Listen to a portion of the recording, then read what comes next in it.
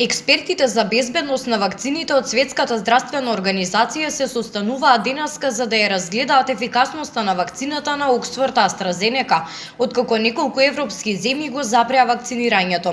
Голем број случаи на згручување на крвта беа пријавени во Европа по примањето на вакцината, но бројките се под нивото што би го очекувале кај општата популација.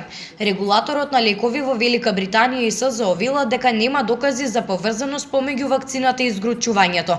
Европската агенција за лекови ЕМА, регулатор на лекови на Европската унија, исто така се состанува денеска.